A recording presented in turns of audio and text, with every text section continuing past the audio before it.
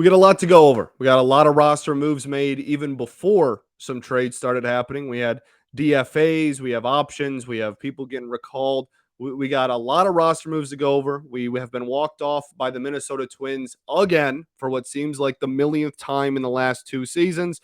And Robbie Grossman has officially been traded to the Atlanta Braves.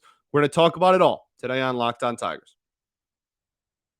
You are Locked On Tigers, your daily Detroit Tigers podcast. Part of the Locked On Podcast Network, your team every day.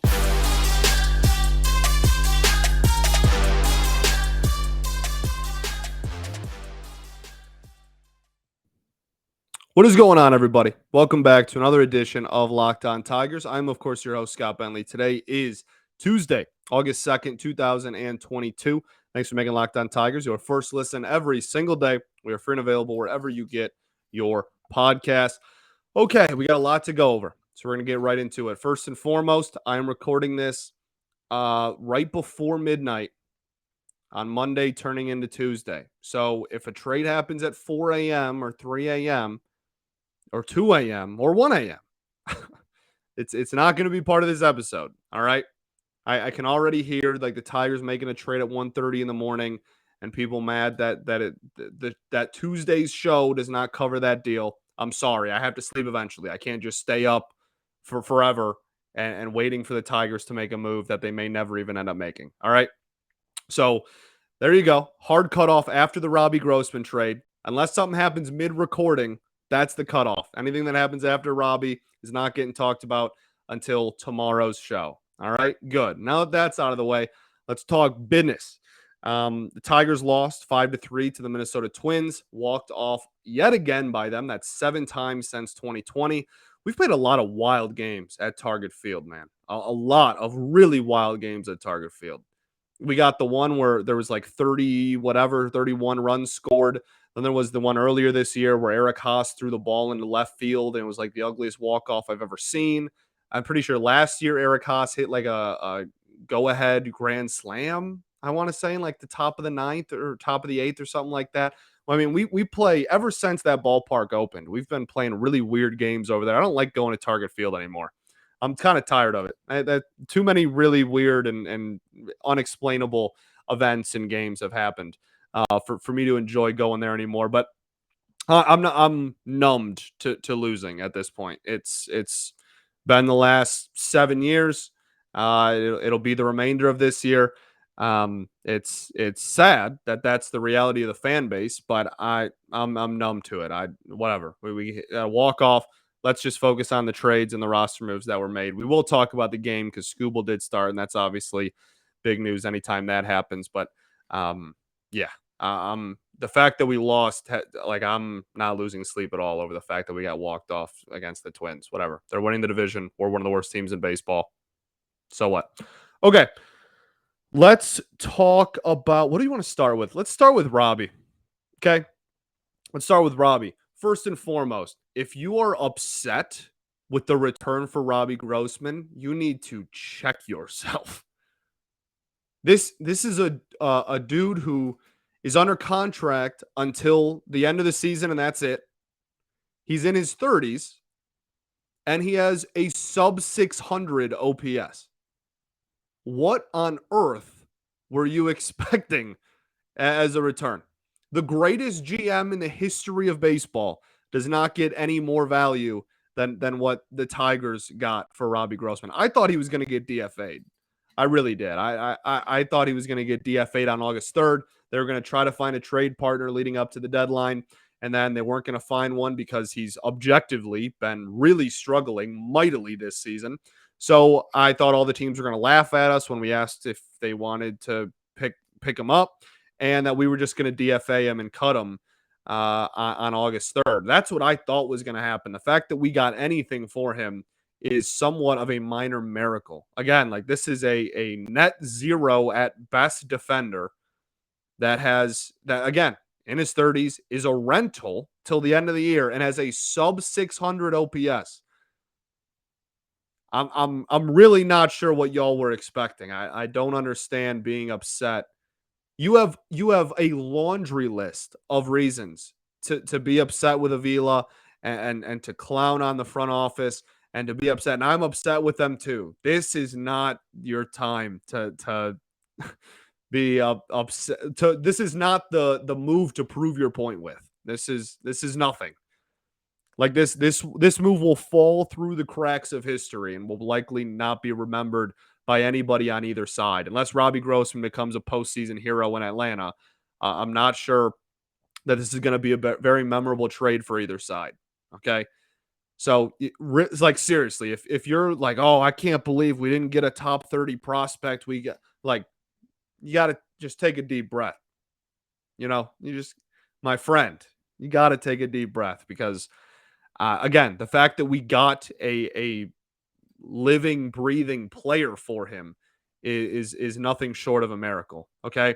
That player is Chris Anglin. And this is his profile. He's 20 years old at the present moment. He turns 21 in a week. So he's about to be 21. His birthday is August 9th, 2001. I'm looking at it.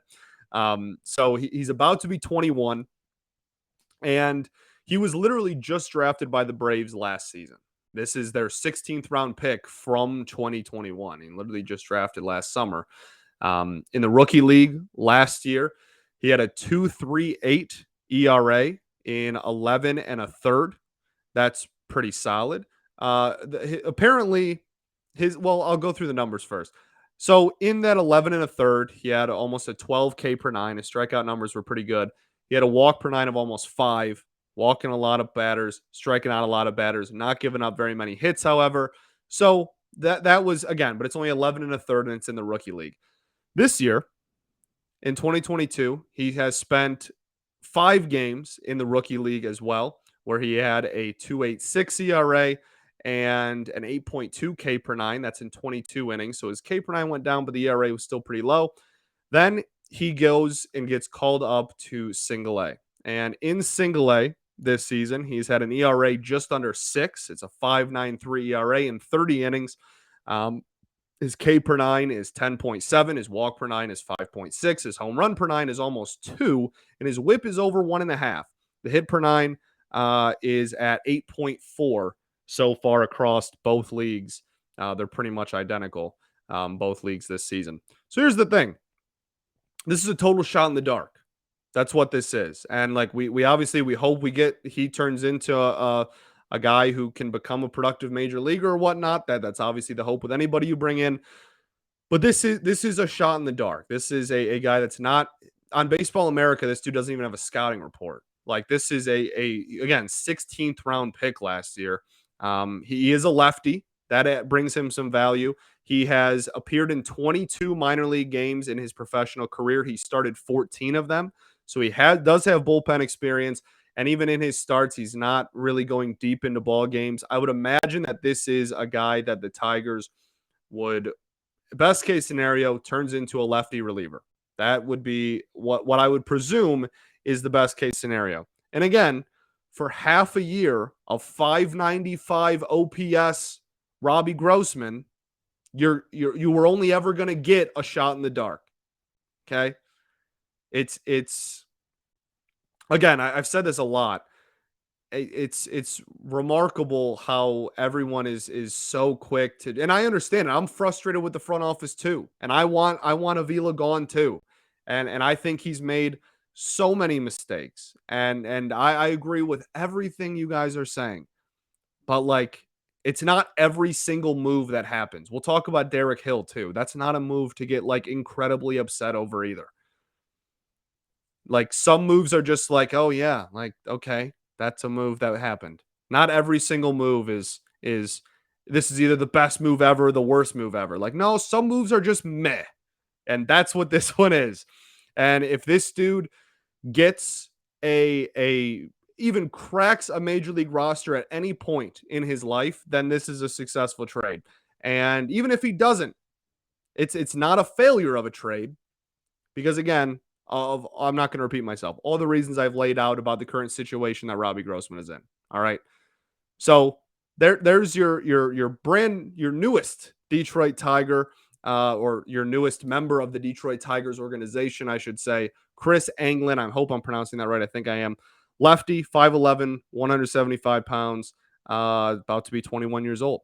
So there you go. Has some decent K numbers, which is, I'm sure that's what they cited as, like, if you're going to take a shot in the dark on somebody, even though his walk numbers are really high, his hit per nine stuff is not terrible, and he's been striking out a lot of dudes. 10K per nine so far as a professional across all levels. So that's probably why lefty always added value. So I'm sure that's why they took the shot in the dark on him. But like I said, this isn't even to do with a scouting report on like some major websites. So nobody knows too terribly much. But there you go. There's your newest member of the Tigers organization. Let's move on to the other roster moves that were made. But first, I got to tell you all about our friends over at Built Bar. If you haven't tried the Built Bar Puffs yet, you are depriving yourself of one of life's greatest joys. And guess what? There's a new flavor. Delicious, indulgent cookie dough. It's covered in chocolate. That's right. Built has done it again. Let me introduce you to your new favorite. Cookie dough chunk puffs have a light and chewy texture, real cookie dough chunks, and of course, they're covered in 100% real chocolate, like all Built Bars are. All the joys of eating cookie dough without the hassle of making it, plus it's healthy for you. They're only 160 calories and have a whopping 15 grams of protein in them. So go to built.com and snag a box for you or the family. Could be perfect. It's a perfect treat. Or you could find a really good hiding place to just kind of hoard them all to yourself if you don't want to share them with your family. That's what I do. Like all Built Bars, the new chocolate cookie dough chunk puff is covered in 100% real chocolate, as I said, and that means they're healthy and tasty. Light and fluffy texture. They're so good, and they're so good for you. You're going to love the new cookie dough chunk puff, whether you need a snack or to work out or a late night treat, whatever. It's the perfect protein bar. So go to built.com, use promo code LOCK15 for 15% off your order. That's promo code LOCK15 for 15% off at built.com. All right, everybody. Welcome back here to segment 2 at Locked On Tigers. Thank you for making us your first listen every day. Go check out the MLB trade deadline show. If you have not, Locked On MLB has a lot of stuff going on. As today you're listening to this is the trade deadline. We have rapid reactions. If we make a trade during the day, you'll have my rapid reaction on there. You'll have all the teams, all the hosts, their immediate reactions for all these moves. It's going to be really fun. So subscribe to your favorite Locked On baseball team. Hopefully it's the Detroit Tigers. Hopefully that's why you're here on YouTube or wherever you get your podcasts, so you get notified when each episode premieres. Okay, so talked about the Robbie Grossman trade. I don't think that like 80% of the fan base is like, oh my goodness, I can't believe we traded Robbie Grossman for this guy. I don't think that's a majority of the fan base. I actually think it's a vast minority, but one person saying it is too much for my liking. I can't fathom how anyone could be up in arms, like incredibly upset about the return of this trade. So I do think that most of the fan base is like, hey, anything is something. So that is what we got for Robbie. The roster moves, Matt Manning should be starting on Tuesday. That's the plan as of Monday night. Now we've had a couple of setbacks. We've had a couple of pump fakes with his return before. So that's why I'm using terms like should be, because, we're never really sure what's going to happen with Matt. But the plan is Tuesday, Matt Manning should be reinstated and should be starting on Tuesday as well. There's a whole discourse we could talk about Matt Manning's career up to this point and everything. And we'll get to that in the offseason. That'll be an offseason discussion point. We can talk about his career so far, but definitely a twisty, windy road to get back to the majors. He's lying about injuries, like almost passing out because he wasn't drinking water in rehab at one point. Really, really wild path to get back here. But he's back, and that's going to be very much needed because, again, as I've said a million times over the last week, this bullpen has been used like crazy.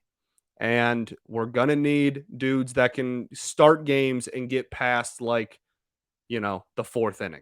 That would be nice at a consistent basis. So that's what we are going to get. And hopefully everything works out there. We also have Willie Peralta. I think the assumption is that Willie Peralta is going to be back Tuesday. If he's not back Tuesday, he's very close. He's made a couple of rehab appearances now. So I think McCoskey said the assumption was Tuesday. But I'm not sure everybody was on board with like, yeah, Willie Peralta is guaranteed for Tuesday. So he's close. And there's a chance it's Tuesday as well. So that's nice. Again, a reliever that can eat multiple innings. We're going to need that. Other roster moves, we optioned Angel De Jesus to AAA Toledo. I think that's going to be a short-lived trip to Toledo because I think we're going to trade some bullpen pieces on Tuesday. So I think it's going to be you land in Toledo and turn around and come right back. I'm honestly not even sure he really left the team. He might be taxi squadding it. But for the time being, he's been optioned. They reinstated Andrew Chafin. And the big move of the day was DFA'ing Derek Hill. Now, I'm going to repeat a lot of what I just said about the Robbie Grossman deal with the Derek Hill deal. This is not that big of a deal. Like the whole fan base like freaked out and was like, "Oh my goodness, how stupid are we? I can't believe we DFA'd Derek Hill. This is a travesty. Like fire Al Avila. This is ridiculous. His logic makes no sense. This is so dumb." I was genuinely shocked by how many people were like red in the face mad about this. I was stunned. Derek Hill is OPSing 570, wait for it, in the minors this year. He OPSed less than that when he was a major leaguer this season. He's been OPSing 570 in the minors, okay, this season. He will be 27 next year. He was drafted 8 in the first round pick 8 years ago. And he's just now starting to get some playing time at the major league level, and he still can't hit. He's never hit at any level of the minors. He seems like a really good dude. I will always root for him. He was one of the first prospects when I was in like high school that I was like really excited about because everybody was really excited about him. I'll always be a Derek Hill fan. I will. I love the dude. But golly, I mean, acting like we just DFA'd prime Miguel Cabrera is insane to me. He has not been this like platinum glove level defender that we were promised, or at least told that he had the potential of reaching. He hasn't been a liability in the outfield. Certainly, he's got wheels for days, right? He covers a lot of ground, but he hasn't been some elite defender. He has been hurt a numerous amount of times. And again, he can't hit now, and he has literally never shown consistent signs of hitting. So like the whole, I can't believe we DFA'd him. Why are we like, and then, you know, everybody has to list off who it should have been instead. And it's like, why are we not DFA'ing like Robbie Grossman was thrown around a lot? Well, now you see, because Robbie Grossman was on the way out too. So that argument's null. Akil Baddoo. Yes, Akil Baddoo objectively has struggled mightily at the major league level this season. What Akil Baddoo did offensively last season, Derek Hill could only like dream of doing over the course of like a full season. It's just and if you want to say like no, you're wrong, like Akil Baddoo stinks and it should have been him, like fine. At the end of the day, this fan base spent like 2 hours today arguing about a bunch of dudes with OPSs under 600 and which one should stay. Competitive teams don't roster any of them, so it doesn't matter. Like, sure, it's not even an argument I was willing to have. I was like, sure, man. Like, yeah, you're right. Okay, yeah, it should have been Baddoo for sure. The competitive teams that are legitimate playoff threats that go deep into the postseason, whatever, are not rostering like any of our outfielders outside of Riley Green, obviously. So like sure, it should have been this person. It should have been this person. It should have been Daz. It should have been like none of them are. We have like a negative WAR as an outfield this season. I think we're the only team in baseball where all of our outfielders this season are added up to a negative WAR. I think that's right. So my point is like, It's just not an argument that there's any point to, because in a competent organization with a competent team, these guys aren't even looked at to be starters or to play, have like legitimate playing time. But we're 20 games under 500. This front office has led us to a point where we are arguing about which sub 600 OPS dude should be on the team still. I blame the front office immensely for this afternoon. What a sad state this fan base has found itself in. My goodness. That's really what we spent the afternoon doing. Okay, let's talk about the actual ball game. I think that's all the roster moves I want to go over. So let's talk about the actual ball game right after this.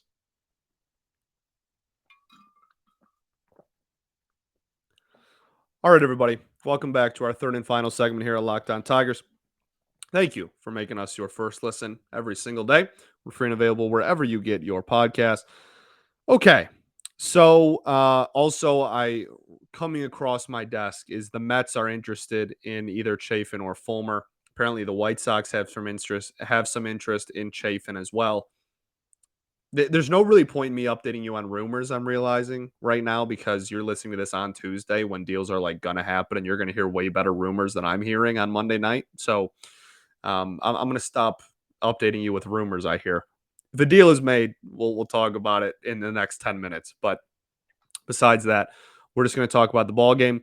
Tigers drop it 5-3 at the hands of the Minnesota Twins. Like I said earlier, man, that we play such weird games at Target Field. I'm so tired of it. I'm so tired of going to Target Field and playing in, oh my goodness, like we've never seen anything like this. I'm so tired of hearing that. And every time we go to Target Field.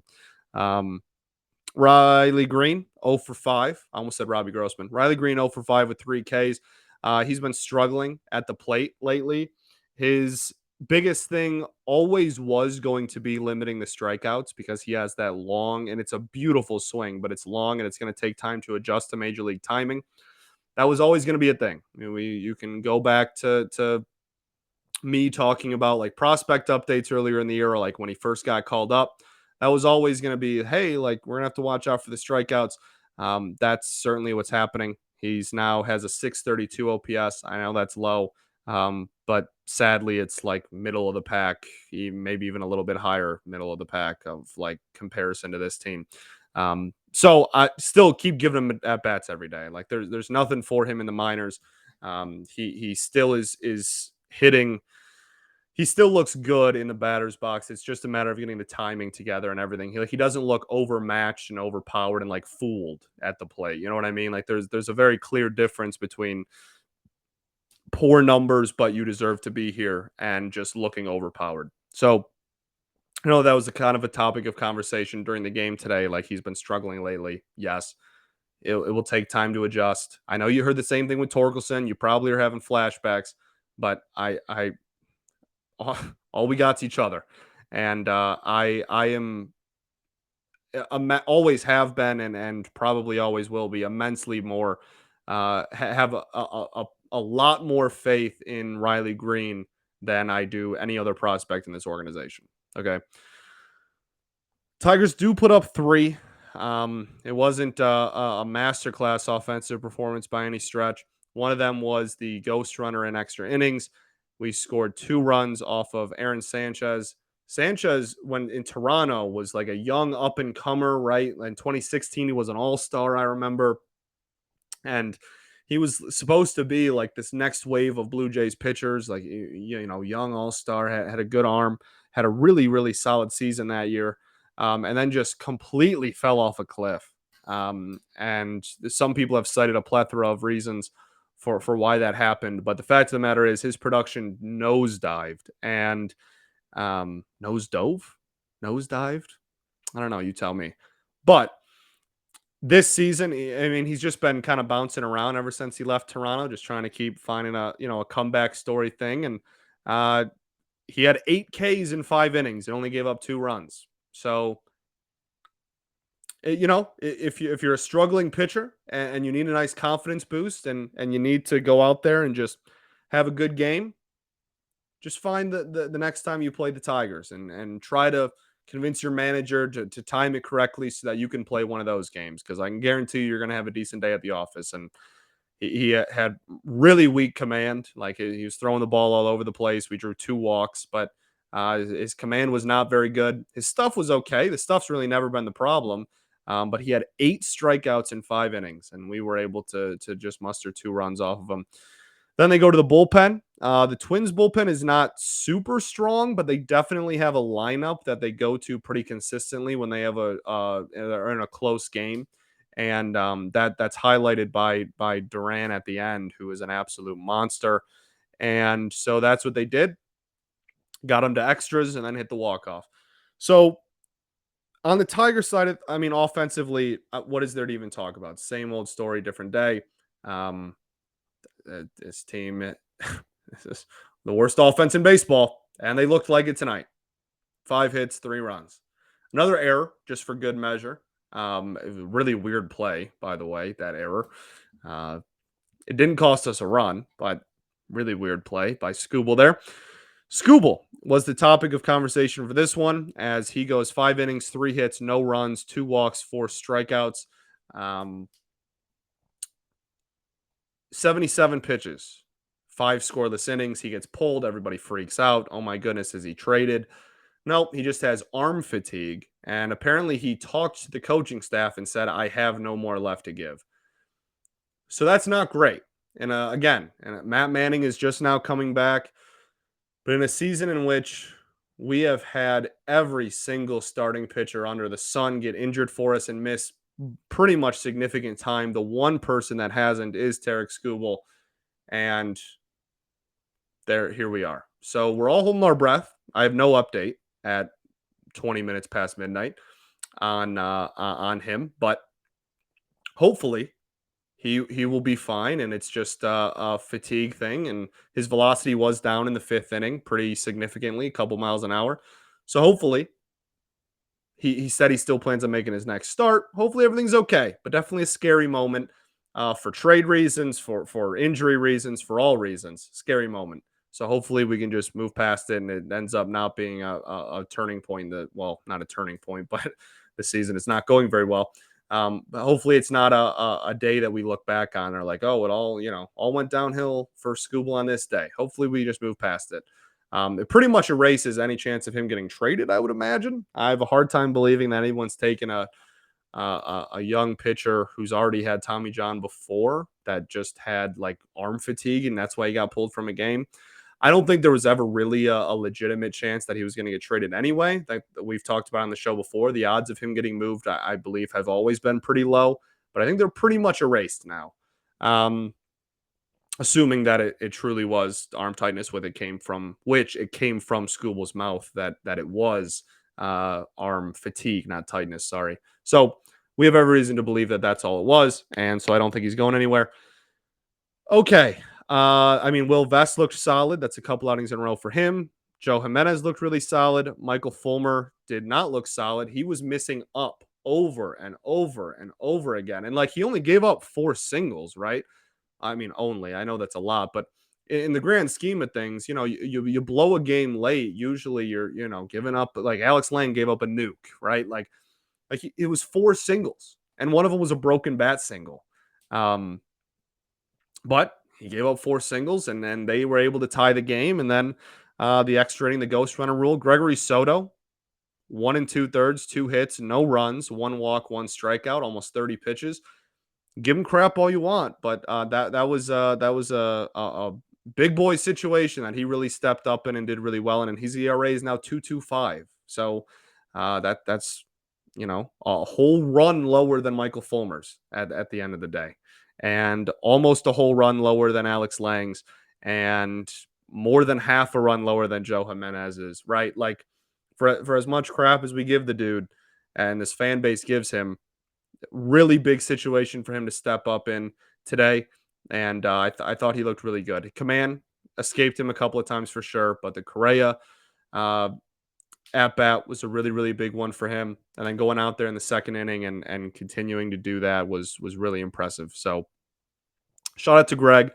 For Michael Fulmer, if that is the last outing of Michael Fulmer's Tiger career, going on a sour note is unbelievably on brand for the way this season has gone. But you know, it's been a heck of a ride, man. It's been a heck of a ride. And if he does get moved, we'll do a whole, thing on his career and really go in depth and do like a proper goodbye kind of thing while talking about whatever trade he's a part of. I am almost certain that he is getting traded, him and Chafin. I would be shocked if they didn't. Um, yeah, it's been a hell of a ride, Big Mike. It's been a hell of a ride, buddy. Golly. Hate to go out on that note, but I don't think that will change. It shouldn't change the opinion of this fan base's opinion of Michael Fulmer. That's what I was trying to say. So, yeah, best of luck if that was the end, buddy. Best of luck. It's been a heck of a ride. I think that's everything for the game. So Tuesday, how it's going to work. Check Locked On MLB for a lot of immediate updates. Just check the network as a whole. I'll make like quick reaction videos and they'll go on the Locked On Tigers YouTube and Locked On MLB's YouTube. So be sure to, keep in the loop. If we make a deal, keep checking the YouTube page. I'll have an instant reaction of whatever deals we make. I will end you on this. Avila being a bad GM, which we all agree he is. I'm not an Avila like defender. Avila being not good at his job does not mean that we should just not do anything. You can't play that card. You can't say that. You can't do, oh, well, we're going to get fleeced in any deal we do, so we might as well just stand pat and do nothing. No, that's not how it works. You got to at least try. If we do nothing at the deadline, and certainly Avila's mindset is, well, I suck at my job, so I shouldn't be making any moves. Clearly, that's not going to be his mindset.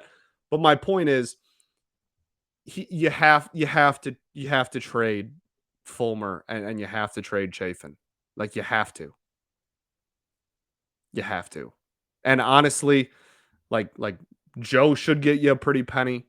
The Robbie trade is a good start. You got something for a dude that a lot of people didn't think you could get anything for. That's fine, sure. But you can't just not do anything. You can't. I would much rather 3 years from now we look back and go, wow, half a year of Michael Fulmer and 1.5 years of Andrew Chafin didn't really net us anything, than looking back 3 years from now when they both walk for nothing and going, wow, I wonder what we could have gotten for those two guys. It's a no-brainer. You have to. And I fully expect them to.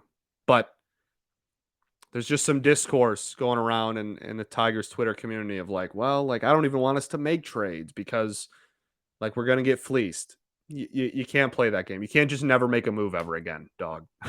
Or else you're just going to keep getting mad because we're just going to keep losing 100. And that might happen anyway, but you got to try. This is like the most optimistic I can be is that. We might suck, but we got to try. That's as optimistic as it gets. That's the way the season has gone.